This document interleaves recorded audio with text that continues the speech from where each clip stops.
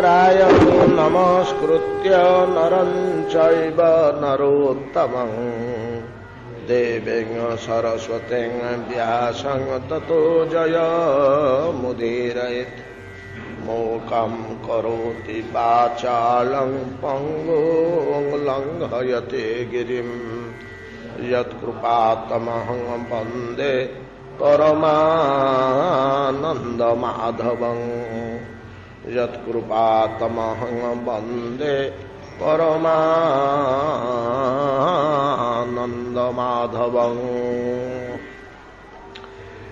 इति भावनया कृतावधानाः प्रणमन्तः सततं कीर्तयन्तः हरिम् अब्जज वन्द्यपादपद्मं प्रभजन्तस्तृणवत् जगज्जनेषु उपकृति कुशला जगत स्वजस्रं परकुशलानि निजानि मन्यमाना अपि परपरिभावन के दयार्द्रा शीतमनसः खलु वैष्णवाः प्रसिद्धा दृशदि परधने च लोष्ट्रखण्डे परवनितासु च कुटशाल्मलीषु सखिरिपु सहजेषु बन्धुवर्गे सममतयः खलु वैष्णवाः प्रसिद्धा।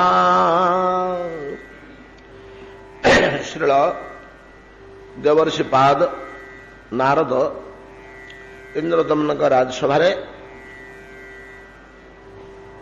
वैष्णव लक्षण कहउछन्ति कि लक्षण किपरि आचरण देखिले बुझा हम जे ये जड़े हरिभक्त या निकटरे भगवत भक्ति रही हृदय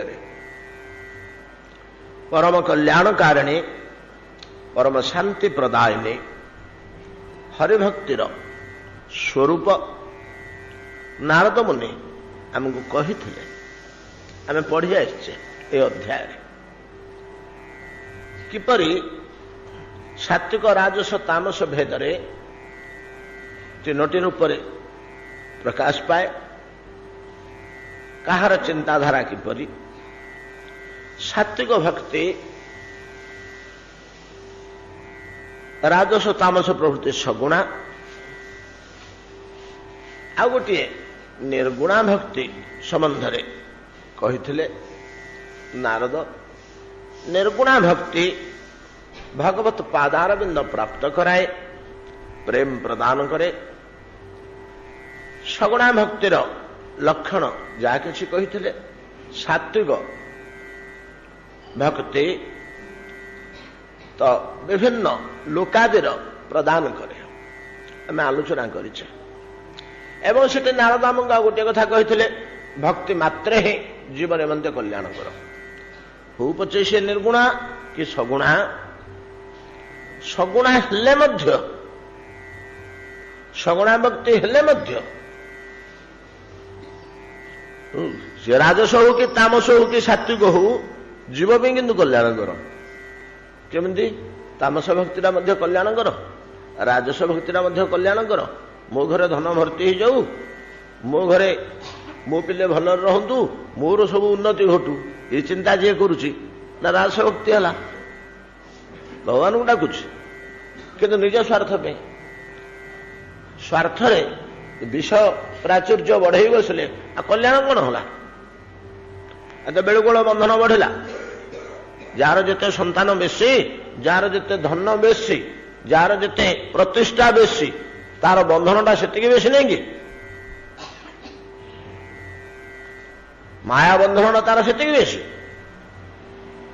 आ कल्याण कौन होला तामस भक्तिर कथा तो छाड़ू जे अन्यर सर्वस्व ध्वंस कर देवा चेष्टा करे तो द्वारा कि केबे आत्मकल्याण है ये प्रश्न उठू भक्तिर स्वरूप संबंध में विचार कला बेले किंतु बड़ कौशल पूर्ण कथाटे कहते नारद जे जो थे अनुभव हो प्रमाण करके से थोई देते हो पछे सात्विक कि राजस कि तामस हो पछे किंतु जीवन कल्याण कर किपरि पुराणा कथा टिके मन पकई दूची खाली आमर उपकार हो बोली जो माने तामस भक्ति करथांती से पितृलोक को जाइथांती पितृलोक रहंती जो मानकर राजस भक्ति थाए केवल स्वस्वार्थ छड़ा और किसी जानते से स्वर्ग को जाती जो मानकर सात्विक भक्ति थाए से ज्ञान लाभ करी ज्ञानी मानकर वासस्थली ब्रह्मलोक को जाती जोटी चतुसन अंगिरा पुलस्त वशिष्ठ भृगु मरीचि प्रभृति ब्रह्मांग पुत्र माने निरंतर ब्रह्म ज्ञान रे धुरंधर नारद प्रभृति जो स्थान में बास करती सेठी जाती ब्रह्मलोक को सात्विक भक्ति वाला निर्गुणा भक्ति वाला ब्रह्मलोक को पार हो वैकुंठादि रे प्रवेश करती। अच्छा जो सात्विक भक्ति वाला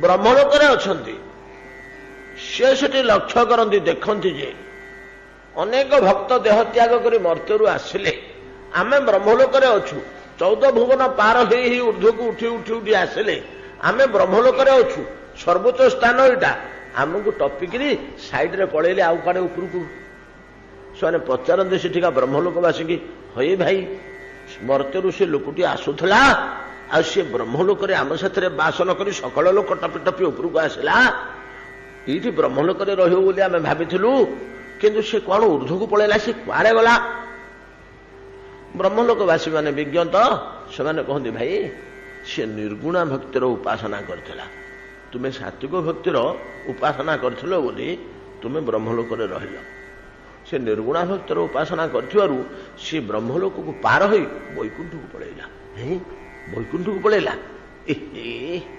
मु चंडाल कहीं सात्विक भक्तिर उपासना करुली मुझे भक्तर जाजन करुली मर्त्य जार फलस्वरूप ब्रह्मलोक को आसी बेले मर्त्य मुझे निर्गुणा भक्तिर उपासना करुँ सात्विक न करी ब्रह्मलोक न रहीकि बाट काटिक पलि था वैकुंठ को बड़ भूल तो कली हौ ता मन गोटे अवशोष रहे गोटे चिंता रहे जे मोर गोटे रहीगला छोट मु पड़गली सात्विक भक्ति मुझे निर्गुणा भक्ति करता वैकुंठ को जाता भगवान पाद तले बसता भगवान श्री रूप सब दर्शन करुता वैकुंठ लोक वैकुंठ वेश धारण करके रही था कि आनंदर कथा होता ब्रह्मलोक वास अपेक्षा वैकुंठ वास कोटि गुण अधिक सुखदायक आनंद प्रदायक ए प्रकार से चिंता करे ए प्रकार चिंता करके से चिंतन थाए एणे कथाटा कौन कि आ ब्रह्म भुवनालोका पुनरावर्तन अर्जुन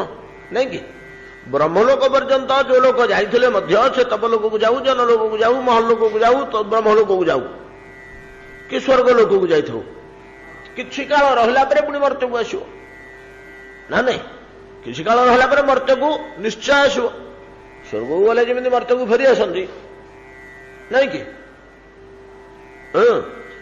त्रय विद्यावांग सोम पापूत पापा यज्ञा स्वर्गति प्रार्थयन्ते ते पुण्यमासाद्य सुरेन्द्र लोके अश्रंति दिव्यान दिव्य देव भोगान ते तंग भुगत्वा स्वर्गलोकं विशालं भोगपूर्वक स्वर्गलोकं विशालं क्षीणे पुण्ये मर्त्यलोका विशन्ति पुण्य दिके क्षीण होगले पुणे मर्त्यलोक को आसन्ति एवं त्रयी धर्म अनुप्रपन्ना गतागते काम कामां लभन्ते एमती जीवासवा चलते किए तपलोक किए महलोक किए ब्रह्मलोक किए जनलोक पर्यंत पड़े था पुणी आउ थे मर्त्य को फेरी आसती हेले ब्रह्मलोक को बास कर मनरे दुखित होउथुबा शोचना करुथुबा व्यक्ति जे सात्विक भक्ति उपासना करे ब्रह्मलोक को जाइछि एवं देखुछि जे निर्गुणा भक्ति उपासना करथिबा लोक माने वैकुंठ को पळौछन्ति ताको टपिकरी ता मनर अवशोष अछि मु जेबे करथांते निर्गुणा भक्ति मु मध्ये वैकुंठ को पळैथांति इठी अटकी न थांती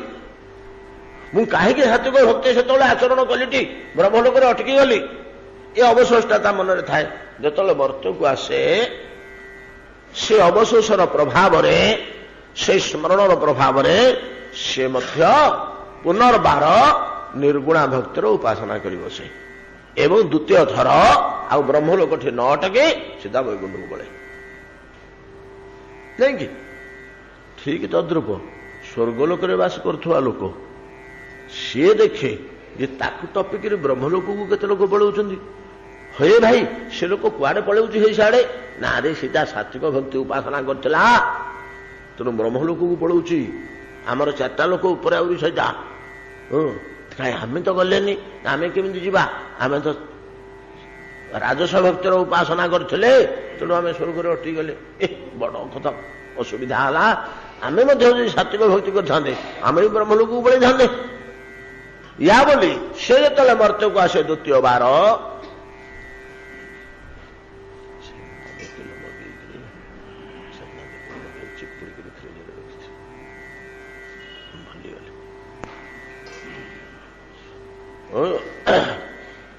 ତଦ୍ରୂପ ପିତୃଲୋକରେ ଥିବା ବ୍ୟକ୍ତି ଯିଏ ତାମସ ଭକ୍ତି ଆଚରଣ କରୁଥିଲା, ସେ ମଧ୍ୟ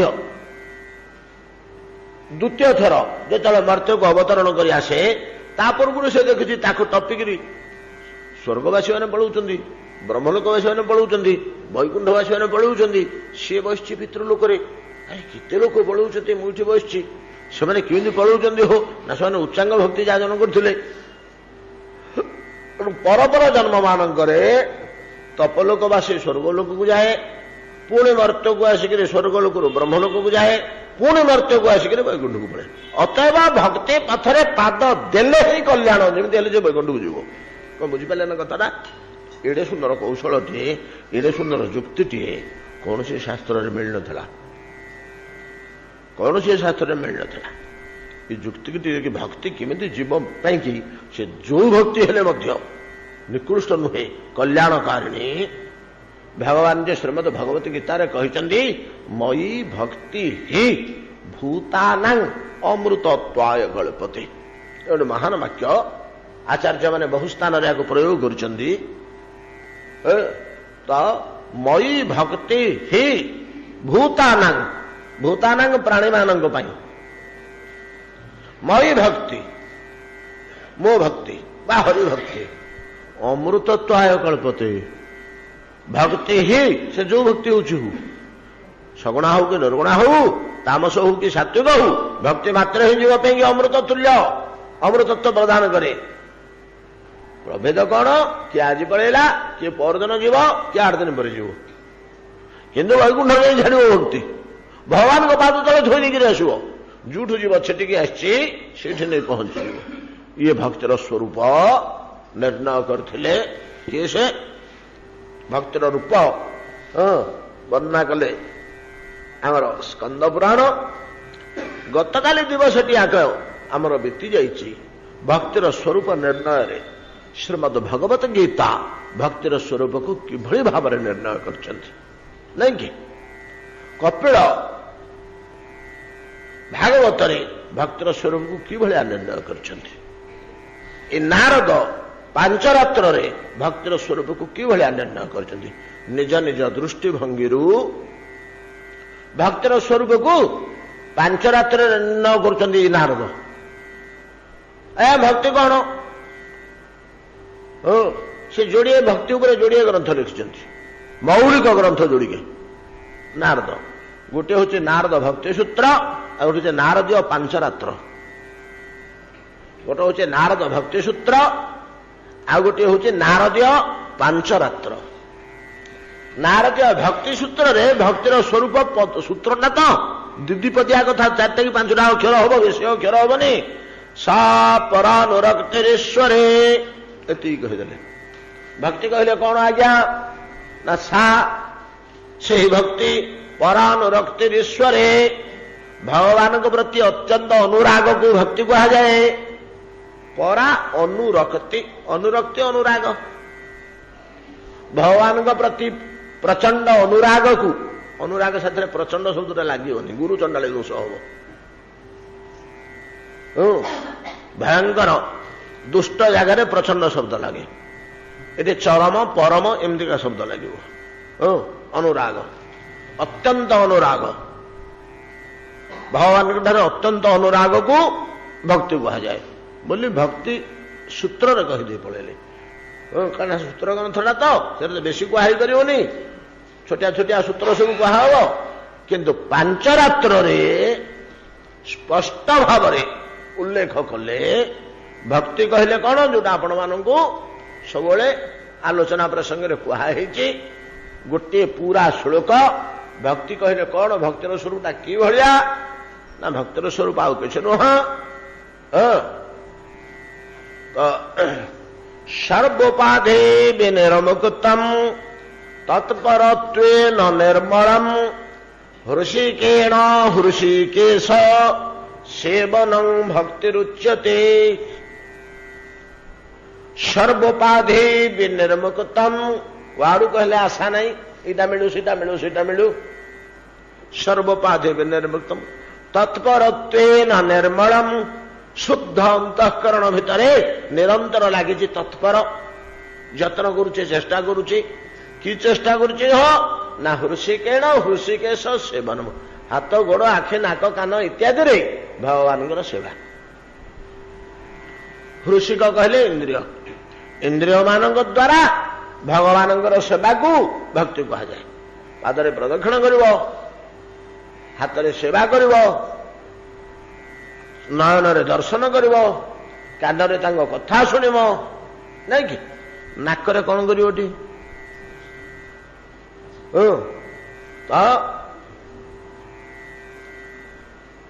नवम स्कंदे जाए वर्णना कर इंद्रिय मानक केमती हम तो कहीदे पलैले से अम्बरीश चरित श्रीमत तुलस्यां रसना तदर्पिते घराणंच तत्पाद सरोज सौरभे श्रीमत तुलस्याम भगवान चरणार बिंदु दिया चंदन लिप्त तुलसी की उठे आनी सुंघीर बना करे भर्ती जो भक्ति अंतःकरण रे नासिका द्वारा भगवान सेवा जाऊ ठीक ये जिनिष्टि भक्तिर सामृत सिंधु नामक भक्ति ग्रंथ रूप गोस्वामी पाद भक्तिर स्वरूप निर्णय करुचंती कुशास्त्र भक्तिर को केमिति देखाई भक्तिर स्वरूप को निर्णय करुचंती आम तो काली गीतार डिटेल आलोचना करछे भक्तिर स्वरूप विषय रे तो भक्तिर सामृत सिंधु कहउछंती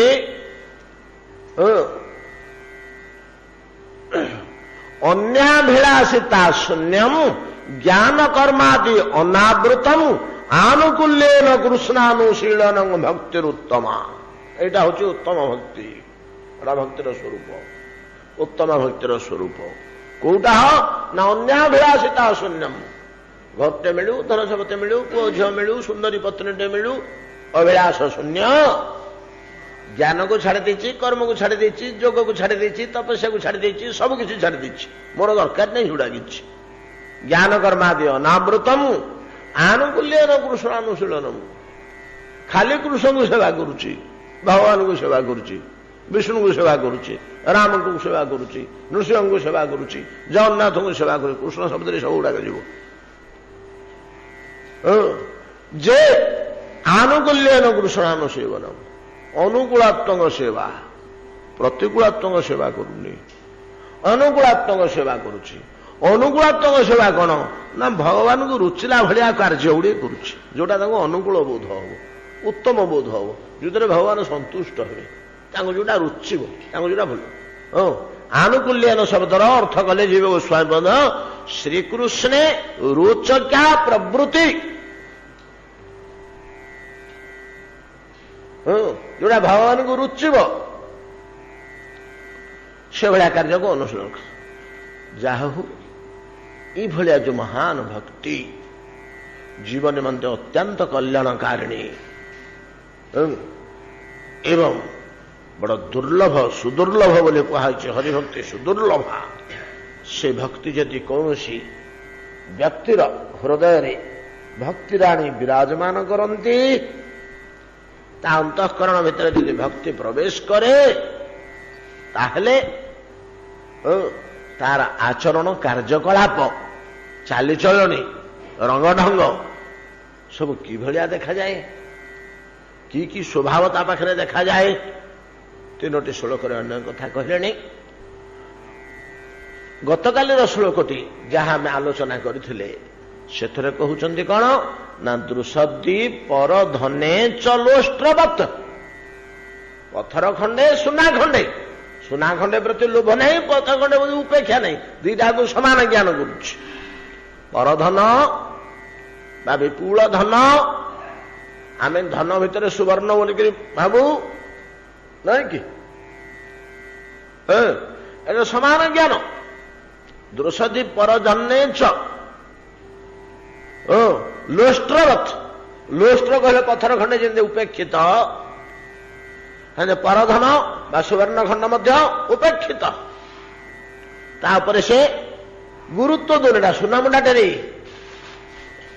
ଧରେ ଗୋଟା ଗୋଟା ଗୋଟା ଶୀଘ୍ର ଗୋଟା ପକେଟରେ ପୁରେଇ ଦେଇ କିଏ ଦେଖିବ, ଚାରିଆଡ଼କୁ ଚାହିଁଲା କିଏ ଦେଖିଛି କି ନା କିଏ ଦେଖିନାହାନ୍ତି।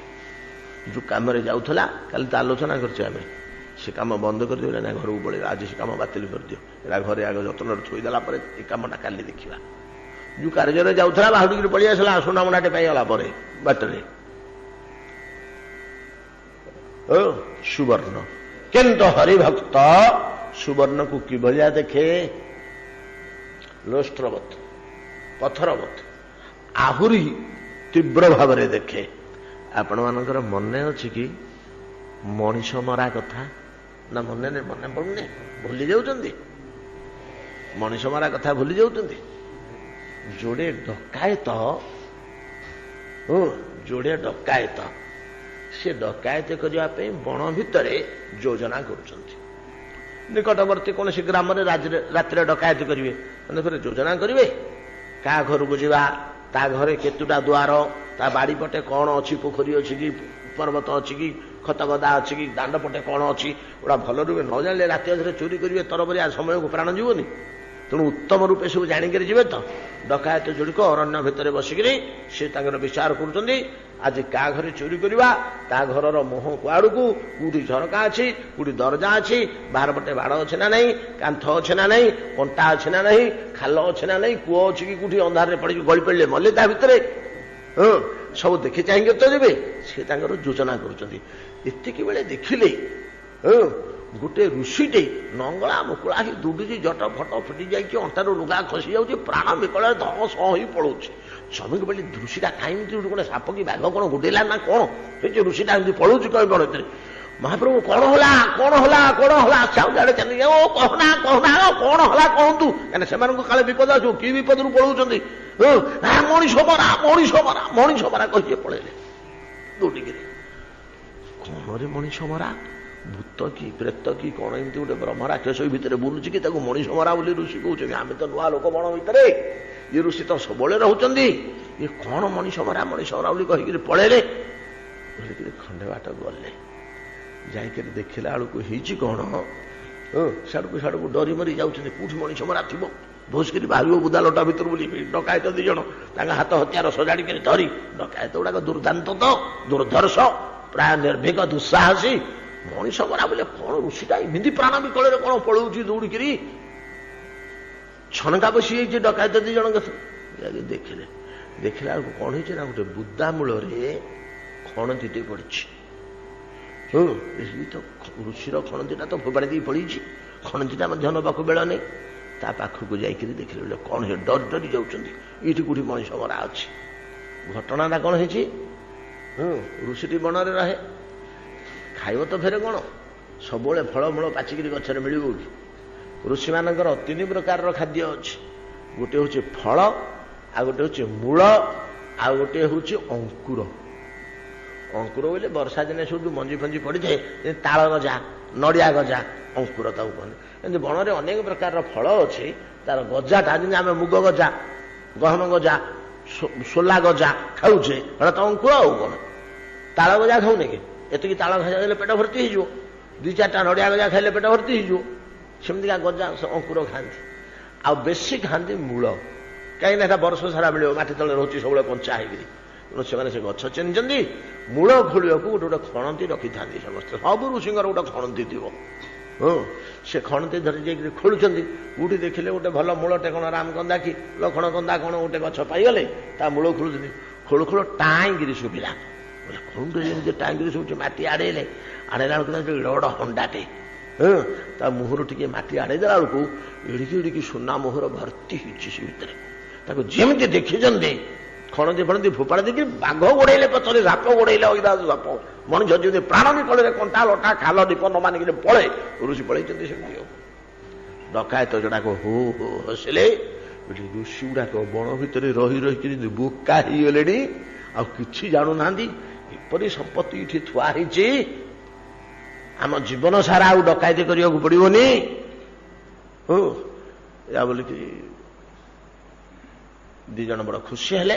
ଖଣତି ତ ପଡ଼ିଥିଲା, ଖୋଳାଖୋଳି କଲେ। ଖୋଳାଖୋଳି କରିସାରିକି ସେ ହଣ୍ଡା ଟିକେ ବାହାର କଲେ।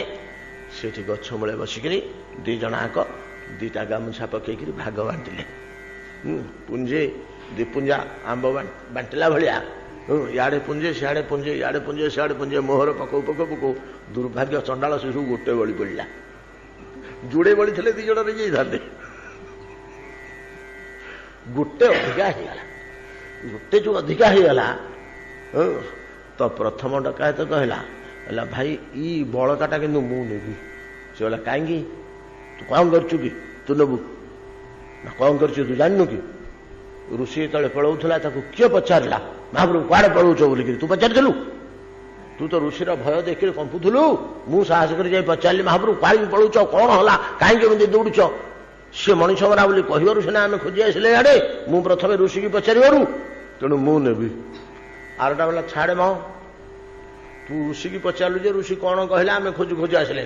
ପ୍ରଥମେ ବୁଦା ମୂଳେ କିଏ ଖଣନ୍ତି ଦେଖିଲା ଏଇଠି ମଣିଷ ମରା ଅଛି ବୋଲି, ମୁଁ ପ୍ରଥମେ ଦେଖିଲି। ଶେଷ ମୋହରଟା ମୁଁ ନେବି। ଦି ଜଣଙ୍କ ଭିତରେ ହେଲା ଝଗଡ଼ା। ଦି ଜଣଙ୍କ ପାଖରେ ଅଛି ହତିଆର। ଇଏ ବାହାର କଲା ଛୁରୀ, ସିଏ ବାହାର କଲା ଛୁରୀ।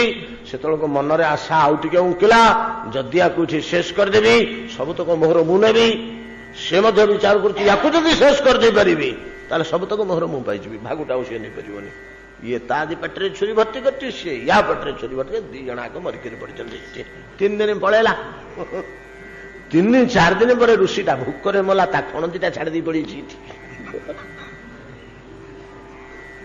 ଆଉ ଖାଇବାକୁ ପାଉନି। କୋଉଠୁ ଗୋଟେ ମୂଳ ଫଳ ଫଳିଲେ ତ ଖାଇବ, ଖଣତିଟା ନହେଲେ କୋଉଠୁ ମିଳିବ? ଏ ଖରା ଫରା ଦିନ ଗୁଡ଼ାକରେ ଫଳ କୁଆଡ଼େ କିଛି ମିଳିବାକୁ ନେଇ। ଋଷି ବଡ଼ ଡରେ ମରେ ଖଣତି ଖୋଜି ଆସିଲେ। ଯାହା ହଉଛି ଖଣତିଟା ଧରିକିରି ପଳେଇ ଆସିଲେ। ମୁଁ ଖାଇବି କ'ଣ, କିଛି ଫୁଳି ପାରୁନି, କିଛି କରିପାରୁନି, ଗୋଟିଏ ଖଣତି ମୋର। ଖଣତି ଖୋଜି ଖୋଜି ଯେତେବେଳେ ବୁଦା ପାଖରେ ଯାଇକିରି ପହଞ୍ଚନ୍ତି, ମଣିଷ ମରାକୁ ମୁଣ୍ଡିଆଟିଏ ମାରିଲେ, କହିଲେ ମଣିଷ ମରା ତୋ କାମ ତୁ କରିଦେଲୁ, ଗୋଟେ ନାଇଁ ଯୋଡ଼େ ମଣିଷ ମାରିଛୁ। ଏତାଦୃଶ ସେ ଋଷି କି ଦୃଷ୍ଟିରେ ସୁବର୍ଣ୍ଣକୁ ଦେଖିଥିଲା? ଭକ୍ତି ଆସିଲେ ଏଇଭଳିଆ ବୁଦ୍ଧି ଆସେ। ଆମେ ଦେଖିଥିଲେ କ'ଣ ହେଇଥାନ୍ତା? ଡକାୟତଙ୍କୁ ଦେଖିକିରି କ'ଣ ହେଲା? ଡକାୟତଙ୍କ ପ୍ରାଣ ପର୍ଯ୍ୟନ୍ତ ତ୍ୟାଗ କରିଦେଲେ। ସୁବର୍ଣ୍ଣରେ ଏପରି ମମତା ଯେ ଜୀବନ ଦେଇଦେଲେ ସୁବର୍ଣ୍ଣ ନିମନ୍ତେ। ଆମେ ହୁଏତ ଜୀବନ ଦେବାନି, କିନ୍ତୁ ମାନ ଇଜ୍ଜତ ଦେଇ ପକେଇବା ନା ନାଇଁ? ହଁ କିଏ ନିନ୍ଦା କଲେ କରୁ, କିଏ କ'ଣ କହିଲେ ପଛେ ତାର ସେ କହୁଥିବ ନା, ଆଉ ତାତଲା ପାଣିରେ ଘର ପଡ଼ି ଯାଉଛି, କିଏ ପଛରେ ଗାଳି ଦଉଥିବ ଯେ ଚାଲ ଧର। ମାନ ଇଜ୍ଜତ ପର୍ଯ୍ୟନ୍ତ ଆମେ ମାନବିକତା ପର୍ଯ୍ୟନ୍ତ ତ୍ୟାଗ କରିଦେବା। ଡକାୟତ ମାନେ ଜୀବନ ପର୍ଯ୍ୟନ୍ତ ତ୍ୟାଗ କରିଦେଲେ। ଋଷି କ'ଣ ତ୍ୟାଗ କଲା? ଋଷି ଖଣତିଟା ମଧ୍ୟ ସୁଟ ନେଲାନି, ଛାଡ଼ି ଦେଇ ପଳେଇଲା। କିଛି ଦେଇକିରି ଗଲା, କିଛି ନେଇକିରି ଯାଇନି। ହରିଭକ୍ତର ଏତାଦୃଶ ସ୍ୱଭାବ ଦୃଶଦି ପରଧନେଷୁ ଲୋଷ୍ଟ୍ରବତ୍। ପରଧନରେ ବା ଧନ ସମ୍ପଦରେ এই প্রকার ভাব লোকে কথা কহতেনি পুଅ ଯଦି ଯୋଗ୍ୟ ହବ ଧନ ଅର୍ଜୁଛୁ କାହିଁକି? ପୁଅ ଯଦି ଅଯୋଗ୍ୟ ହେଲା ଧନ ଅର୍ଜୁଛୁ କାହିଁକି? ପୁଅଟି ଯଦି ଯୋଗ୍ୟ ହେଲା ଆମେ ଧନ ରୋଜଗାର କରିବା କିଛି ଆବଶ୍ୟକ ନାହିଁ, ସେ ତାର ସେ ସୁରୁଖୁରୁରେ ଚଳିକିରି ଆମକୁ ପୋଷି ପାରିବ ଯଦି ପୁଅଟି ଯୋଗ୍ୟ। ପୁଅଟା ଯଦି ଅଯୋଗ୍ୟ ହେଲା ଆମର ଏଠି ବିଚାର ବିଭ୍ରମ ରହୁଛି ନା, ଆମେ ଠିକ ବିଚାର କରିପାରୁନୁ। ଆମେ ସଞ୍ଚୟର କି ମୂଲ୍ୟ ଅଛି? ତ ଯୁଆଡ଼ାରେ ଦବ नहले बेश्यागृह दब नहले मद घाटे दब आमर कष्ट उपार्जित और यत्न संचित संपत्ति की कार्य विनियोग कर पुत्र असत उपाय विनियोग कर तो आम रोजगार कि मूल्य रहा जिते आम रोजगार कर थोड़े पुत्र जब अयोग्य किसी कम आसो से भिक मांगा कथा माग चोरी करवा कथा कर आम पैसा तक के अंतिम पुओ जदि योग्य से पैसा बेस रोजगार करुचे आम पैसा को चाहिए बाबा तुम केते पेंशन पाच है हाँ केते 12-14 मिलूचे शुण तुम गोटे पैसा से क्या दबनी तुम हस खुशी खावा पीवा दियो देवता दान धर्म पुण्य कर आउ मन इच्छा कर दरकार पड़े मु 5-7 हजार देवी तुमको प्रति मासरे मोर तो असुविधा नहीं मु चलुची कौन बेरोजगार कर पुओ जदि योग्य अतएव हरिभक्ति संपन्न व्यक्तिर एतादृश आचरण से चाहिदबनी परधन को चाहिदबनी परधन धन संपदर तो अनेक दुर्गुण अच्छी आम आलोचना कर बसले बहु बेला बीतीज आम आवश्यक नहीं जमती लोष्ट्र खंडे श्रीमद भगवत गीता आमर कौन गोटे श्लोक कहते तो ये लोष्ट्र शब्द को व्यवहार कर बोधे सुंदर श्लोकटे तो समबुद्धेर विशिष्यते दुईटा करे समान बुद्धि पथर खंड जेपरी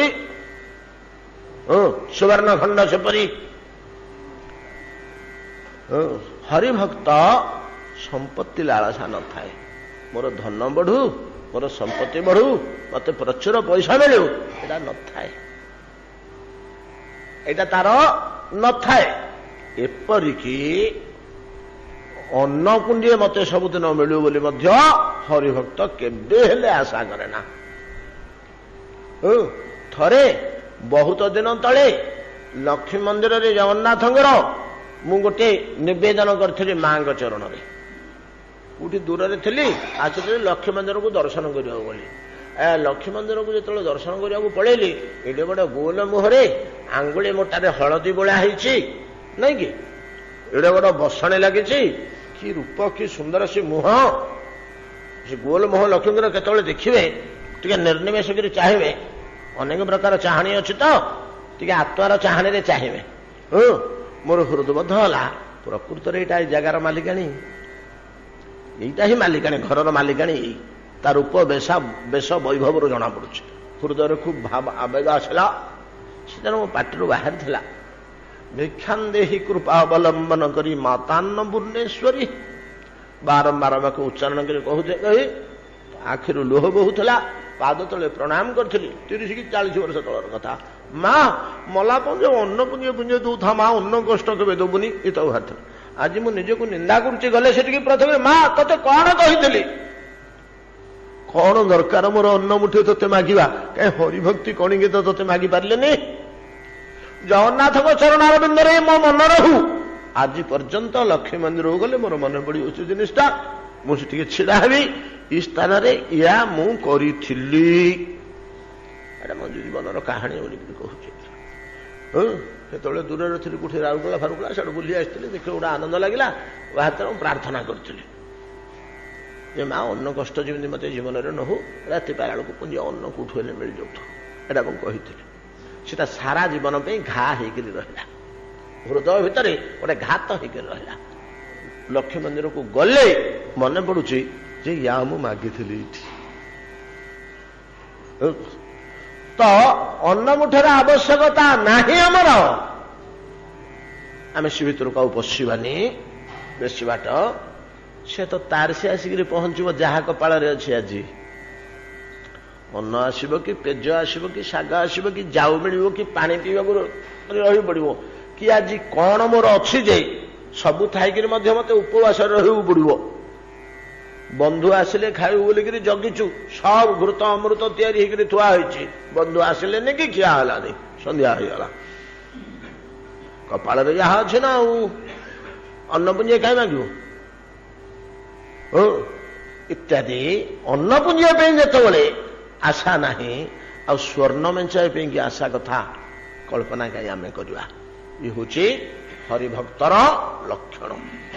ଭକ୍ତର ଚାଲିଚଳନ ସ୍ୱଭାବ ଆଚରଣ ଏହି ପ୍ରକାର ହଏ ହୋ ଇନ୍ଦ୍ରଦମ୍ନ। ଦୃଶତି ପର ଧନେ ସଲୋଷ୍ଟ୍ର ଖଣ୍ଡେ ପର ବନିତାସୁ ଚ କୁଟଶାଳମଳିଷୁ।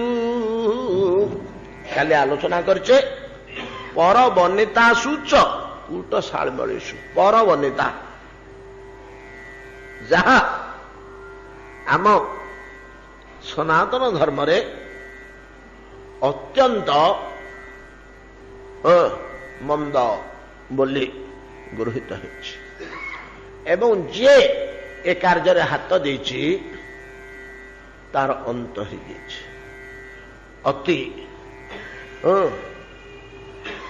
ଅତି ଶୋଚନୀୟ ଭାବରେ ତାର ସର୍ବସ୍ୱ ସେ ହରେଇଛି ପରବନିତା। ଓ ତାର ଜଳ ଜଳ ଉଦାହରଣ ଥୁଆ ହେଇଛି ରାମାୟଣର ତ୍ରିଭୁବନ ବିଜୟୀ ଚତୁର୍ଦ୍ଦଶ ଭୁବନ ପତି ରାବଣ। ତାର କଣ ନଥିଲା, କାହିଁକି ଗଲା, ତାର କଣ ନଥିଲା ଏବଂ କାହିଁକି ଗଲା,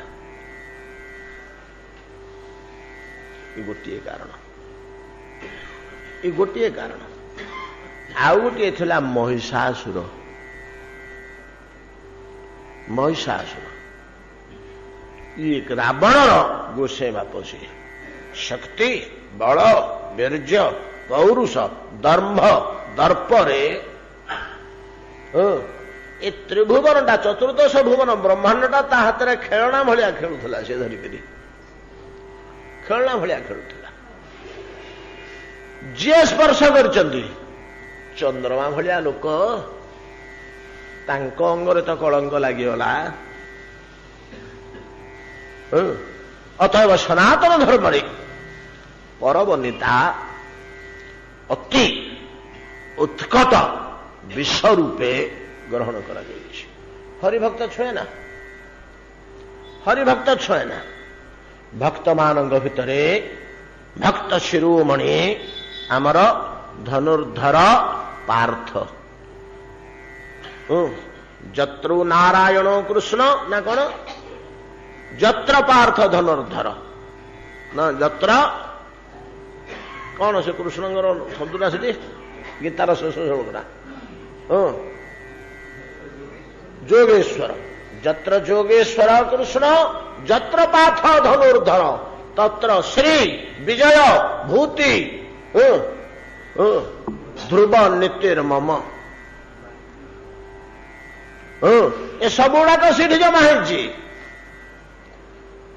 ସବୁ ନୀତି, ସବୁ ଧୂର୍ତ୍ତି, ଧୈର୍ଯ୍ୟ, ସବୁ ବିଜୟ, ସବୁ ସମ୍ପଦ ସେଠି ଜମା ହେଇଛି। ଯତ୍ର ପାର୍ଥ ଧନୁର୍ଦ୍ଧର। କିଭଳିଆ ଆଚରଣ ଥିଲା ତାଙ୍କର। ଏକଦା ଏଭଳିଆ ଗୋଟେ ଘଟଣା ଘଟିଲା ଯେ ଅର୍ଜୁନଙ୍କୁ ଏକାକୀ 12 ବର୍ଷ ବନବାସ କରିବାକୁ ପଡ଼ିଲା। ଗୋଟେ ଘଟଣା ଘଟିଥିଲା ମହାଭାରତ କଥାର। ତା ପଛକୁ ତା ପଛକୁ ତା ପଛକୁ ଶିକୁଳି ଭଳିଆ ଲିଙ୍କ ଲାଗିଛି, ସରିବନି। ତାର କାରଣ ଖୋଜିଗଲେ ଶେଷ ପଦ। ଆରେ ପାଣି ଗ୍ଲାସ ଆଣି ଅଣ୍ଟିର।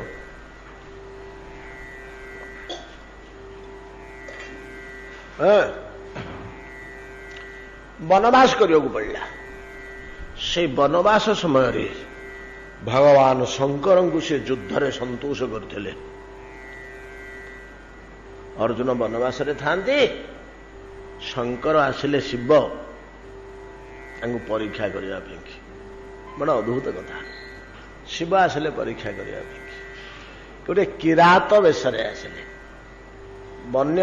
ବନବାସୀ କିରାତ ବେଶରେ ଆସିଲେ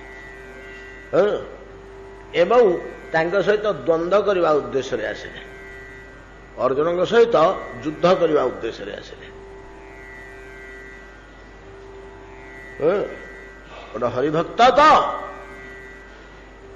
ଭକ୍ତ ସହ ଭକ୍ତର ଖେଳ। ଶିବ ଜଣେ ପରମ ହରିଭକ୍ତ, ଭକ୍ତର ଶେଷ ସୀମାରେ ଅଛନ୍ତି। ସେ ଜାଣୁଛନ୍ତି ଏଇଟା ମଧ୍ୟ ଅସାଧାରଣ ଭକ୍ତଟେ। ବଛା ବଛା ଭକ୍ତମାନଙ୍କ ଭିତରେ ଗରୁଡ଼, ଭୁଜଣ୍ଡ, ଅର୍ଜୁନ, ଏଟା ସବୁ ବଡ ବଡ ଭକ୍ତ ଭିତରେ ଗଣା ନା ଆଉ। ଆସିଲେ ପରୀକ୍ଷା କରିବା ପାଇଁ। ଗୋଟେ ଗଣ୍ଡା ପଳି ଆସୁଛି, ନା ବରାହଟେ, ବନ୍ୟ ବରାହଟେ ଆସୁଛି।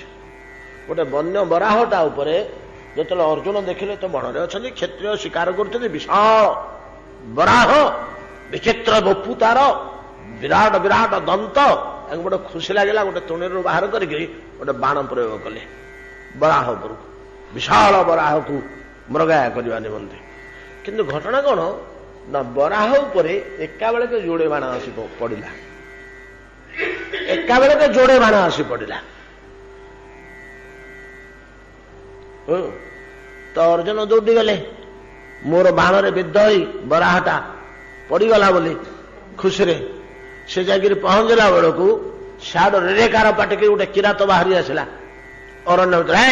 କେସ୍ ତୁ ଛୁନା, ବରାହ ମୋର, ମୋ ବାଣରେ ମରିଛି। ଅର୍ଜୁନ କହିଲା ଚୁପ୍, ମୋ ବାଣରେ ମରିଛି, ମୁଁ ବାଣ ପ୍ରୟୋଗ କରୁଛି। ଏକାବେଳକେ ବାଣ ଦିଟା ପଡିଛି ବରାହ ଦେହରେ, ଦିଟା ବାଣ ବିଦ୍ଧ ହୋଇକି ରହିଛି। ଦୁଇ ଜଣଙ୍କ ଭିତରେ ହେଲା ବଚସା, ସେ ଲଢେଇ, ବଚସା ହେଲା, ଲଢେଇ ହେଲା। ଲଢେଇ ହେଲା ପରେ ତ ଭଗବାନ ଶଙ୍କର ସନ୍ତୁଷ୍ଟ ହେଇଗଲେ, ଅର୍ଜୁନଙ୍କ ଉପରେ ସନ୍ତୁଷ୍ଟ ହେଇଗଲେ। ହେଲେ ବତ୍ସ ଅର୍ଜୁନ, ସାଧୁ ସାଧୁ, ବଳ, ବୁଦ୍ଧି, ଧୈର୍ଯ୍ୟ, ଅସ୍ତ୍ର, ତୋର କେତେ ଦୂର ଟିକେ ଦେଖିବାକୁ ମନ ହେଲା ବୋଲି ମୁଁ ଏ କୌଶଳ କରିଥିଲି ବାପା। ଦେଖ ମୁଁ କିଏ ଛିଡା ହେଇପଡ଼ିଲେ। କିରାତ ରୂପ କୁଆଡେ ଗଲା? ଭଗବାନ ତ୍ରିଲୋଚନ ଦଣ୍ଡାୟମାନ ହୋଇଛନ୍ତି। ଦେଖି ବୋଇଲେ ପ୍ରଭୁ ଇଏ କି ଲୀଳା, ମୁଁ ଆପଣଙ୍କୁ କେତେ କଷ୍ଟ ଦେଲି, କେତେ ଆଘାତ କଲି, ବିଦୀର୍ଣ୍ଣ କରିଦେଲି, ଆପଣଙ୍କ ଅଙ୍ଗ ପ୍ରତ୍ୟଙ୍ଗ କ୍ଷତ ବିକ୍ଷତ କରିଦେଲି, ମତେ ବଡ ଭଲ ଲାଗୁଛି ଏଗୁଡାକ। ତୋ ପ୍ରତି ମୋର ଏତିକି ଅନୁରାଗ, ଏତିକି ସ୍ନେହ ଯେ ମତେ ବଡ ଭଲ ଲାଗୁଛି ଆଘାତ ବୋଲି ଭଗବାନ ଶଙ୍କର କହିଲେ। କହିଲେ ବୋଲି ମୁଁ ବଡ ସନ୍ତୁଷ୍ଟ। ଅର୍ଜୁନ ତୁମ ଉପରେ ତୁମ ଗୋଟେ ବର ଦେବି, ତୁମ ଗୋଟିଏ ବର ଦେବି। ତମେ ଗୋଟେ ବସ, ମୁଁ ଶୁଦ୍ଧ ସ୍ନାନ କରି ଶୌଚାଦି କରି ମନ୍ତ୍ରାଦି ଜପ କରି ଆସୁଛି, ବର ଦେବା ପାଇଁ, ସମର୍ଥ ହେବା ପାଇଁ ଆସୁଛି। ଆସିଲେ ମୁଁ ବର ଦେବି। ବସିଲେ, ମା ପାର୍ବତୀ ମଧ୍ୟ ଥିଲେ ସାଥିରେ। ପାର୍ବତୀ ଆଉ ଅର୍ଜୁନ ବସିଛନ୍ତି। ଶିବ ଗଲେ ସ୍ନାନ କରିକି ଆସିଲେ, ବର ଦେବେ ଅର୍ଜୁନକୁ ବୋଲି। ସେ ଯେମିତି ଶିବ ପଳେଇଲେ, ପାର୍ବତୀ କହିଲେ ବାପ ଅର୍ଜୁନ, ଯଦି ଶଙ୍କର ପଚାରିବେ ତୁ କଣ ଚାହୁଁଛୁ ବର ରୂପେ, ଆଖି ବୁଝି କହିଦଉ ପ୍ରଭୁ ପାଶୁପତ ଅସ୍ତ୍ରଟା ଦିଅ। ବୁଝିଲୁ? ହଁ ମା, ସେଟା ଗୋଟେ ଟାଣୁଆ ଅର୍ଥ। ଆରେ ସେ ଗୋଟାକ ଅସ୍ତ୍ର ଥିଲା, ଆଉ କିଏ ବିଜୟ କରିବରେ ତୋତେ? ଏ ଜଗତରେ ଆଉ କିଏ ପାଖ ପଶିବେନି। ସେଟା ପୁରା ପ୍ରଳୟଙ୍କରୀ ଅସ୍ତ୍ରଟା। ଭଗବାନ ସେଇ ଅସ୍ତ୍ର ବଳରେ ଶଙ୍କର ବିଶ୍ୱ ପ୍ରଳୟ କରନ୍ତି। ପ୍ରଳୟ କାଳରେ ଭୁଲିବୁନି, ସେଟା ମାଗିଦେବୁ। ନା ହଁ ମାଗ, କହିବୁନି ମୁଁ କହିଲି ବୋଲି। ଚୁପ ହେଇ ବସିଲେ। ଆସିଲେ ଶିବ, ଏ ପାଶୁପତ ଅସ୍ତ୍ରଟେ ମାଗିଲେ। ଚିନ୍ତାରେ ପଡିଗଲେ, ପାଶୁପତ ଅସ୍ତ୍ରଟା କଣ ମାଗୁଛି? କହିଛୁ ସତ୍ୟ ତ କରିଛନ୍ତି, ଯାହା ହଉ ନିରୂପା ହେଇକିରି ଦେଲେ। ହଉ, ଆଉ ସିଲେ ଦେଲେନି। ମାନେ ଠିକ ଅଛି ଦେଲି, ତୋର ଯେତେବେଳେ ଦରକାର ହବ ନବୁ। ଏବେ ନେଇ କଣ କରିବୁ? କାହିଁ ବୋହିକିରି ବୁଲୁଥିବୁ କାହିଁକି? ସେଟା ତ ସବୁଠି ପ୍ରୟୋଗ କରିବା ବସ୍ତୁ ନୁହଁ। ତୋର ଯେତେବେଳେ ଦରକାର ପଡିଯିବ, ତା ଦରକାର ପଡିଛି ମହାଭାରତ ଯୁଦ୍ଧରେ। ସେ କଥା ମୁଁ ଆପଣମାନଙ୍କୁ କହିଛି, ସେ ବିରାଟ ଇତିହାସ। ମହାଭାରତର କଥା ବଡ ମିଠା। ସେଠୁ ଶିବ ସେତିକିବେଳୁ ଚିନ୍ତା କରୁଛନ୍ତି, ପାଶୁପତ ଅସ୍ତ୍ର କଥା କେମିତି ଜାଣିଲା, ସେଇଟା କାହିଁକି ମାଗିଲା, ସେଇଟା ତା ମୁଣ୍ଡରେ ପଶିଲା ବେଳେ ଇ ତ କହିଦେଇଥିବ ତାକୁ। ଆଜ୍ଞା, ଦାମ୍ପତ୍ୟ ଜୀବନ ବଡ ବିଚିତ୍ରମୟ। ମହାରାଗ ଆସିଲା। ସେଠୁ ଗୋଟେ ବୁଦ୍ଧି କଲେ, ସେ ରାଗକୁ କ୍ରୋଧକୁ ଭିତରେ ଚାପିକି ବୋଲେ, ଦେବୀ ପାର୍ବତୀ, ଅର୍ଜୁନଙ୍କୁ ମୁଁ ଗୋଟେ ବର ଦେଲି, ଆଉ ଜନନୀ ରୂପେ ତମେ ଗୋଟେ ଦଉନ, ଦିଅ ବୋଲି। ଆଉ କଣ କରି, ଆଉ ନାହିଁ କରିପାରିଲେନି। ବୋଲେ ହଉ ଦେବି, ଯାହା ମାଗିବ ତା ଦେବି। ଆଉ ଯାହା ସ୍ନାନ କରି ଆସିବ। ଗଲେ ସ୍ନାନ କରିବାକୁ। ଯଦି ସ୍ନାନ କରିବାକୁ ଗଲେ, ବୁଝିଲୁ ଅର୍ଜୁନ, ଯେମିତି ଆସିବ ବର ଦେବି, ମାଗିବୁ କଣ ନବୁ ବୋଲେ, ତୁ ସିଧାସଳଖ କହିବୁ ଅକ୍ଷୟ ତୁଣୀରଟା ଦିଅ, ସେଇଟା ଆଉ କାହା ପାଖରେ ନାହିଁ। ସେଇଠାରୁ ଅସ୍ତ୍ର ସରିବନି, କୁଆଡେ ବୋହିକିରି ବୁଲିବା ଦରକାର ନାହିଁ। हजार हजार अस्त्र धरिकी बुलवा दरकार नहीं से तुनेटा बांधिले ता ना परा अक्षय तुम जिते अस्त्र बाहर करूँ बाण से भितर से बाहर थो आज गोटी आटा दुर्गा पाखे अच्छे आहा पाखे ना से माग से मागिले पार्वती विचार कले सिद्धासल कहते अक्षय तृण कौन मागुचु तू कि जानलु अच्छी बोलिकी ते किए कहला कह कह किए कहला ये तो बर मागुंट अर्जुन कौन कहे भगवान भगवती शिव पार्वती ये चुप होकर छिड़ा होते मुह सुखेकरी माँ दब बोले दियो ना ते किए कहला शिव पाशुपत अस्त्र अच्छी बोली मो पाखे किए कहला ताकू किरातर्जुनीय काव्य प्राय पृथ्वीर सबु भाषा अनुवादित होती ये काव्यटार ना हूँ किरातर्जुनीय विचित्र काव्य अवश्य साहित्य दृष्टि सेतिकी बेले इभलिया भक्त शिव जहाँ को एति प्रेम करुचंती भक्त हिसाब से समान स्कंद भक्त हिसाब से आज्ञा दिने से 12 वर्ष काल तो अरण्य एकुटिया वनवास करुचंती ये तो गोटे घटना घटला अनेक घटना दिने बस गोटे पत्थर उपर फलमूल दुईट कौन खाई बसिक कौन से चिंता करुँकुटिया बन भर 12 वर्ष गोटे गोटे पत्थर उपर बस कौन गभीर चिंता कर ब्राह्मण आसिले अरण्य ब्राह्मण जन को देखले अर्जुन सागे सागे उठी पड़े सदाचारी लोकटा तो भक्तुटे तो सब सदाचार सद्गुण रहा पाखे पाद तले प्रणाम कले ओ भगवान आपणकर गृह कोठी कौन अच्छी मुझे कौन सेवा करी कि ना बच्छ अर्जुन मु जड़े विपदग्रस्त ब्राह्मण मत साहाय्य कर ना हाँ आज्ञा विपदग्रस्त कौन ब्राह्मण पर सर्वस्व प्राण पर्यंत दरकार पड़े भगवान को मत छाड़बनी मु ब्राह्मण सेवा निमंते किसी चिंता करते आज्ञा ना शपथ कर ना शपथ कौन कर प्राण पर्यंत देवी तो भगवान को छाड़देवी आपको बोलिकी ब्राह्मण सेवा आम क्षत्रिय जाति जन्म होमर तो कार्य है प्रथम ब्राह्मण सेवा तापर देवता किसी चिंता करतुनि जहाँ चाहते मागंतु दरकार पड़े मु मोर हृत्पिंड काटिकी आपको देवी निज हाथ में किसी चिंता करतुनि निज मस्तक काटिकी देपारे कहते सब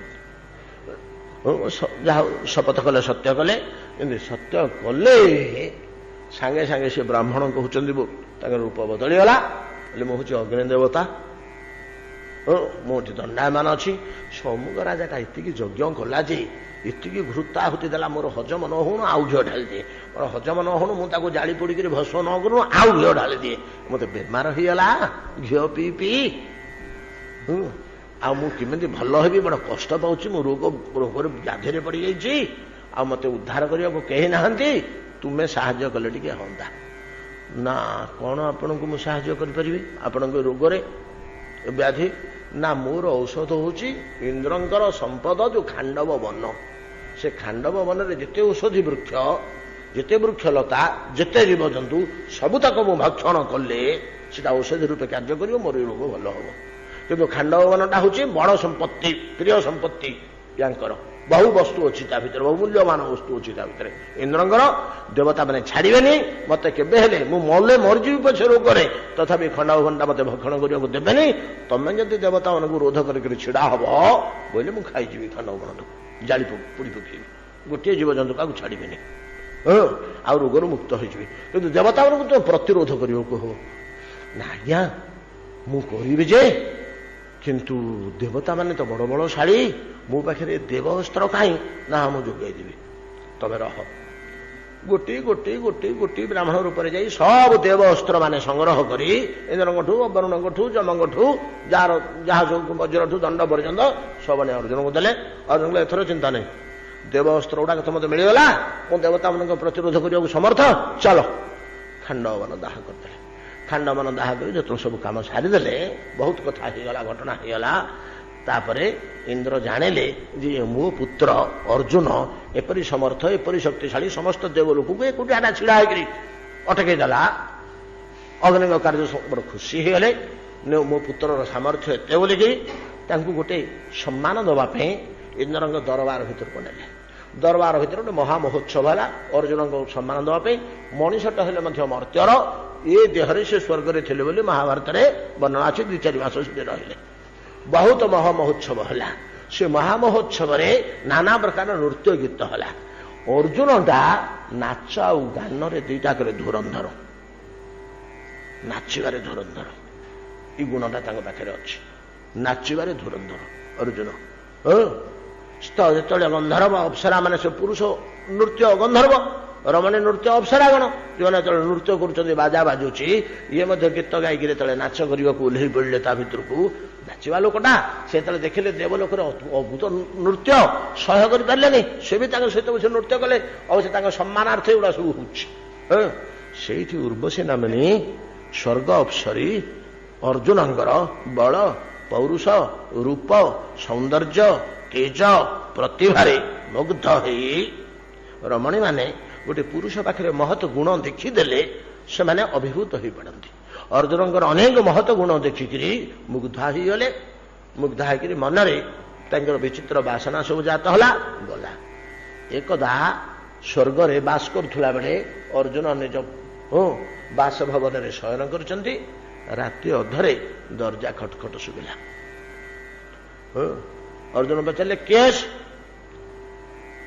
मु उर्वशी टे दरजा खोलतु खोलदेले संगे संगे बोले माँ रात रात कौन कुछ असुविधा लगे विपद कि कौन असुविधा उर्वशी पाखे प्रणय नवेदन कले सी तो नृत्य देखिक मुग्ध हो उर्वशी प्रणय नवेदन कले प्रणय नवेदन कले जे महाभारत जहाँ वर्णना अच्छी माने आमर कहू बल नहीं शेष पर्यंत अंतिम पर्यंत शेष को शास्त्र जुक्ति देखी बड़ बड़ शास्त्र जुक्ति देखी जोटा शास्त्र आमर अच्छी कहले आम आलोचना करवानी प्रणय निवेदन शेष पर्यंत काष्ठ पाषाण भाया नाई माँ ना उचित नुहे उर्वशी शेष कुपिता है अभिशाप देदेले कौन नपुंसक ना कौन गोटे रमणी हेले उर्वशी भाया रमणी रूप सौंदर्य एवं किली विद्यारे निपुणा तार निवेदन तोर पुरुष हृदय को तरल पारुनी तो भीतर पौरुषर अभाव ना कौन नपुंसक कह ये मुंडपाती अभिशाप पछे ग्रहण करदे छुईले ना अर्जुन छुईले नहीं स्पर्श कले नहीं बर अभिशाप ग्रहण करदे हाँ माँ मु सारा जीवन नपुंसक ही रही यहीटा को ग्रहण कर गोटे लोक पुरुषटे नपुंसकत्व को केवे ग्रहण कर से अर्जुन को कहीदेले भगवान जे का पुरुष भाया हो नाम गीतार ताती गले मत कौन का पुरुष कहते बोली से लोक अभिशाप खुशी ग्रहण कला पछे हाँ अभिशाप पछे भी माँ तुम श्रीरंग स्पर्श करेनि एत बड़ धैर्य एत बड़ शक्ति जे से उर्वशी पर मुहूर्त विचलित भाव केड़े कथा कली केड़े बड़ लोकटा को अभिशाप देदेली रे ब्रह्मा हेले तार धैर्य रहंतानी मु जो प्रकार निवेदन कली मोर आकुलता उपस्थापन कली जिते बड़ व्यक्ति हेले शिव हेले ब्रह्मा हेले विचलित हो पड़ते किंतु एटार केते बड़ भागवत दृढ़ता जे धर्मपथरु नीतिपथरु इंचे घुंचु नहीं मोर अली आवेदन किसी काम कलानी अच्छा एत बड़ लोकटा को गोटे अभिशाप देदेली भल हलानी फिर किए अभिशाप देली जोटा पुरुषर तोर प्राण पड़े जाऊ तोर मस्तक पात हो जाऊ तोर कही बर भल होता किंतु मु जो अभिशाप देली भल अभिशाप ना पुणे थोड़ा फेरी आसिले बोले अर्जुन तुम्हें पुरुष श्रेष्ठ मु तुमको जो अभिशाप देली मो अभिशापटा व्यर्थ हेनी जमी तुमको भोग करम तथापि मु द्वितीय बार एति व्यवस्था करुच्ची मोर अभिशाप तुमको गोटे वर्ष मात्र भोग हम एवं तुम्हें जिते चाहब से वर्षटी भोग हम ତୁମେ ଯେତେବେଳେ ଚାହିଁବ ତ ଅପ୍ସରା ଦେଇଥିବା ଅଭିଶାପଟା ମୋର ଏଇ ବର୍ଷଟି ଆଜିଠୁ ଭୋଗ ହବ। ସେତିକିବେଳେ ଭୋଗ ହବ, ଅନ୍ୟ ସମୟ ସେଉଠି ଥିଲା ତାଙ୍କର ଉପକାରରେ ଆସିଲା। ଯେତେବେଳେ ବିରାଟପୁରରେ ଅଜ୍ଞାତ ବାସ କଲେ ଗୋଟେ ବର୍ଷ, କେମିତି ଲୁଚିବେ? ଯୁଧିଷ୍ଠିର ମୁଣ୍ଡରେ ହାତ ଦେଇ ବସିଛନ୍ତି, ହଇରେ ଭୀମ ତୁ କେମିତି ଲୁଚିବୁ ରେ? ତତେ ତ ଯିଏ ଦେଖିଲେ ଚିହ୍ନି ପକେଇବୁ, ତୋର ବଳିଷ୍ଠ ବାହୁ, ତୋର ଏଇ ପ୍ରକାର ଶକ୍ତି, ଏ ତେଜ। ନାହିଁ ଭାଇ, ମୁଁ ଯେମିତି ହେଲେ ଗାମୁଛା ଖଣ୍ଡେ ପିନ୍ଧିକିରି କଳା ମଳା ବୋଳି ହେଇକିରି ରୋଷିଆ ହେଇକିରି। ଆରେ ଅର୍ଜୁନ ତୁ କେମିତି ଲୁଚିବୁ? ତତେ କୋଉଠି ଲୁଚେଇବି? ତୋ ଭଳିଆ ହୀରା ଇଏ କୋଉଠି ଲୁଚିକି ରହିପାରିବ? ସେତିକିବେଳେ କହିଥିଲେ ଭାଇ ମୋର ଗୋଟେ ସୁବିଧା ଅଛି, ଯୋଉଟା ମୁଁ ଏଇ ବର୍ଷଟି ଗ୍ରହଣ କରିଯିବି। ଏମିତି ଏମିତି ଗୋଟେ ଘଟଣା ହେଇଥିଲା। ଏବଂ ନପୁଂସକ ରୂପରେ, ପୁରୁଷତ୍ୱ ନଥିବା ରୂପରେ ରହିଲେ ବିରାଟଙ୍କ ଅନ୍ତଃପୁରରେ ଏବଂ ବିରାଟଙ୍କ କନ୍ୟାଙ୍କୁ ନୃତ୍ୟ ଶିକ୍ଷା ଦେଇଥିଲେ ସେ ବର୍ଷଟି। ତେବେ ବିଚାର କରନ୍ତୁ, ହରିଭକ୍ତ ପରବନିତାକୁ କୁଟଶାଳମଣି, କଣ୍ଟାଶିବଳି ଗଛ, କାଲି ଆଲୋଚନା କରିଛେ, କୁଟଶାଳମଣି କଣ୍ଟାଶିବଳି ଗଛ ହିସାବରେ ଦେଖିବାରୁ ଏ ତ କଲ୍ୟାଣ ହେଲା। ନହେଲେ ଅର୍ଜୁନ କୋଉଠି ତିଷ୍ଠିକି ରହିପାରିଥାନ୍ତେ ଲୁଚିକିରି? ଅର୍ଜୁନ ଭଳିଆ ଜ୍ୟୋତିଷମାନ ବ୍ୟକ୍ତି, ଗୁଣମାନ ବ୍ୟକ୍ତି, ସେ କୋଉଠି ଲୁଚିକି ରହିପାରେ? ତା ଗୁଣ ତ ତାର ସେ ପ୍ରକାଶ ପାଇଯିବ। ନିଆଁଟାକୁ କୋଉଠି ଲୁଚେଇବ? ସେ ତ ସବୁ ପୋଡ଼ିକିରି ବାହାରିବ, ନାଇଁ କି? ନିଆଁଟାକୁ କୋଉଠି ଲୁଚେଇବା? କୁଟା ଗଦା ଭିତରେ ଲୁଚେଇବା, ନା ଲୁଗା ଗଦା ଭିତରେ ଲୁଚେଇବା, ନା ବାଦ ଗଦା ଭିତରେ ଲୁଚେଇବା? ତା ଯୋଉଠି ରଖେଇ ତ ସେ ସମସ୍ତଙ୍କୁ ଜାଳି ପୋଡ଼ିକିରି ବାହାରିବ। ସେଭଳିଆ ଶକ୍ତି ଗୁଡାକ ସେ ଅଭିଶାପଟେ ଥିବାରୁ ତାଙ୍କର ଉପକାର ହେଲା। ଉପକାର ହେଲା। ଅତଏବ କୁଟଶାଳମଣିଷୁ, କଣ୍ଟାଶିମଳି ଗଛକୁ ଯେପରି ଦୂରେଇ ଦିଅନ୍ତି ଲୋକେ, ଗ୍ରହଣ କରନ୍ତି ନାହିଁ, ତଦ୍ରୂପ ପରବନିତାକୁ ହରିଭକ୍ତ ଦୂରେଇ ଦିଏ। ଯାହା ହଉ, ଏଇ ଶ୍ଲୋକରୁ ଆମେ ଆଉ ଆଗକୁ ଯାଇପାରିଲେନି। ଆମର ବୋଧେ ସମୟ ହେଇଗଲାଣି, 8 ବାଜିଗଲା କି କଣ। ଦୃଶତି ପରଧନେଶ ଲୋଷ୍ଟ୍ର ଖଣ୍ଡେ ପରବନିତାସୁ ଚକୁଟଶାଳମଣିଷୁ ସଖୀରୂପୁ ସହଜେଷୁ ବନ୍ଧୁ ବର୍ଗେ ସମମତ ଖଳୁ ବୈଷ୍ଣବା ପ୍ରସିଦ୍ଧା। ଏମାନେ ବିଶ୍ୱରେ ପ୍ରସିଦ୍ଧ ବୈଷ୍ଣବ ରୂପେ ପ୍ରଖ୍ୟାତ ହୁଅନ୍ତି। ପରବର୍ତ୍ତୀ ଶ୍ଲୋକରେ କଣ କହିବେ ଆସନ୍ତାକାଲି ଦେଖିବା। ଏତିକିରେ ଆଜି ଭାଗବତ ବିଶ୍ରାମ କରନ୍ତୁ। ଆଉ ଗୋଟିଏ ନିବେଦନ ଅଛି। ଆସନ୍ତାକାଲି ନୃସିଂହ ଚତୁର୍ଦ୍ଦଶୀ ବ୍ରତ, ଯୋଉମାନେ ବ୍ରତ କରୁଥିବେ ଷଡ଼ଜୟନ୍ତୀ ବ୍ରତ, ଷଡ଼ଜୟନ୍ତୀ ବ୍ରତରେ ବିଷ୍ଣୁଙ୍କର, ଶିବଙ୍କର 6ଟି ଜନ୍ମ ତିଥିକୁ ଷଡ଼ଜୟନ୍ତୀ ବ୍ରତ କୁହାଯାଏ। ଏହା ଏକାଦଶ ତୁଲ୍ୟ ମହତ୍ୱପୂର୍ଣ୍ଣ ଏବଂ ସନାତନ ଧର୍ମରେ ଧର୍ମଶାସ୍ତ୍ର କହୁଛନ୍ତି, ଶ୍ରୁତିଶାସ୍ତ୍ର, ଯେ 6ଟି ପାଳନ କରିବା ପ୍ରତ୍ୟେକ ବ୍ୟକ୍ତିର ଉଚିତ। କୃଷ୍ଣ ଜନ୍ମ, ଜନ୍ମାଷ୍ଟମୀ, ରାମ ଜନ୍ମ, ରାମନବମୀ, ଶିବ ଜନ୍ମ, ଶିବରାତ୍ରି, ଶିବ ଜନ୍ମ କି ନାହିଁ କହିହେଉନି, ଶିବରାତ୍ରି। 3 ବରାହ ଜନ୍ମ, ବାମନ ଜନ୍ମ, ଏମିତି 5 ନୃସିଂହ ଜନ୍ମ 6। କିନ୍ତୁ ଅନେକ ଲୋକ ବରାହ ଜନ୍ମଟାକୁ ପାଳନ କରୁନାହାନ୍ତି। ବରାହ ଦ୍ୱାଦଶୀ, ବରାହ ଜନ୍ମ ପାଳନ କରନ୍ତି ନାହିଁ। ବାମନ ମଧ୍ୟ ଦ୍ୱାଦଶୀ, ଦିଟାକ ଜନ୍ମ ଦ୍ୱାଦଶୀରେ। ବରାହ ଜନ୍ମ ଜାଗାରେ ବୈଷ୍ଣବଗଣ ରାଧା ଜନ୍ମ ଗ୍ରହଣ କରନ୍ତି, ଶାକ୍ତଗଣ ବା ଗୃହସ୍ଥଗଣ ଦୁର୍ଗା ଜନ୍ମକୁ ଗ୍ରହଣ କରନ୍ତି। ଅମହାଷ୍ଟମୀ, ଦୁର୍ଗାଷ୍ଟମୀ ତାକୁ ବ୍ରତ ରୂପେ ଗ୍ରହଣ କରନ୍ତି। କିନ୍ତୁ ପ୍ରକୃତରେ ବିଷ୍ଣୁଙ୍କର, ଶିବଙ୍କର ଗୋଟିଏ ଆଉ 5ଟି ବିଷ୍ଣୁଙ୍କର, ବରାହ ଜନ୍ମ, ବାମନ ଜନ୍ମ, ନୃସିଂହ ଜନ୍ମ। ଈଶ୍ୱର ଜୟନ୍ତୀ ଆସନ୍ତାକାଲି ନୃସିଂହ ଜନ୍ମ, ନୃସିଂହ ଚତୁର୍ଦ୍ଦଶୀ ତିଥି, ଗୋଟିଏ ବ୍ରତ ଆମର ମଠମାନଙ୍କରେ, ଆମମାନଙ୍କର ବ୍ରତ। ଏବଂ କାଲି ସନ୍ଧ୍ୟାରେ ନୃସିଂହଙ୍କର ଅଭିଷେକ କରିବା କଥା।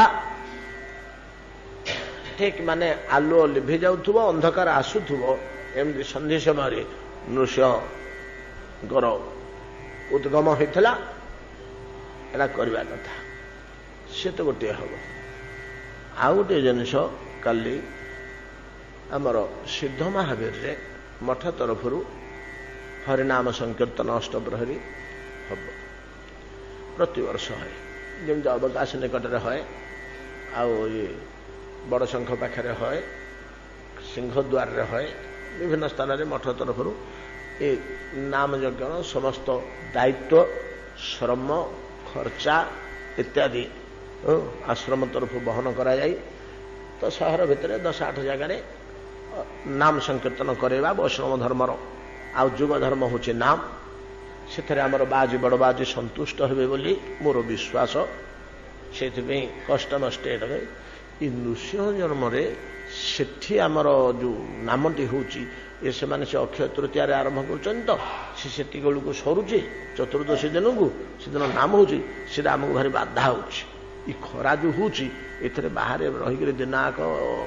कष्ट कर कम बाधा हो कष्ट हो तो हूँ गोटे आरंभ होते दिन बल पाँच करुवा जो न कर पचे छाड़देवा हाँ आउ चलूला पर्यंत घोषाड़ी मशाड़ी करने को इच्छा सी गोटे अधिवास कीर्तन अच्छी आम जब ये पाठ सारिक 5टा बेलू बाहर तापर अभिषेक करवाटा तो उचित हेनी अभिषेक अच्छी अभिषेक दिन आक उपवास समस्ते थे खरारे प्राण बड़ी जाऊ जमी उपवासटा भारी बाध्य हो तेणु काली दिनक पाठ बंद करने बहुत मो चिंता कली आम कौन वर्ष बंद है ना दिनटा कौन से अधिवास बंद है ना क्या भाँ सेमती है ना ना अधिवास बंद है किंतु 2 दिन है मो चिंता करी कि नहीं करना आज संध्या 4टा बेलू निष्पत्ति नेली जदि पाठ बंद न करवा ताहले कार्यटी मो सुंदर भाव समाधान कर मत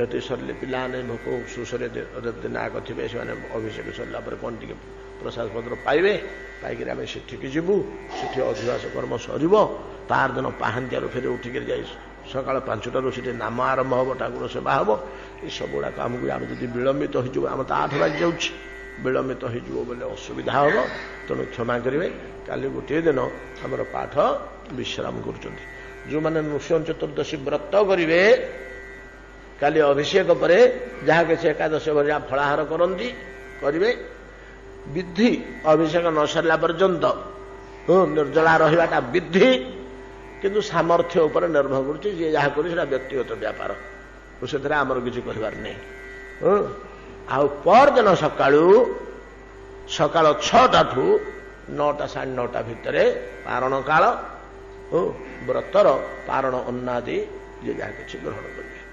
भजनिताय गौर राधे श्याम जप हरे कृष्ण हरे राम भजनिताय गौर राधे श्याम जप हरे कृष्ण हरे राम जप हरे कृष्ण हरे राम जप हरे कृष्ण हरे राम।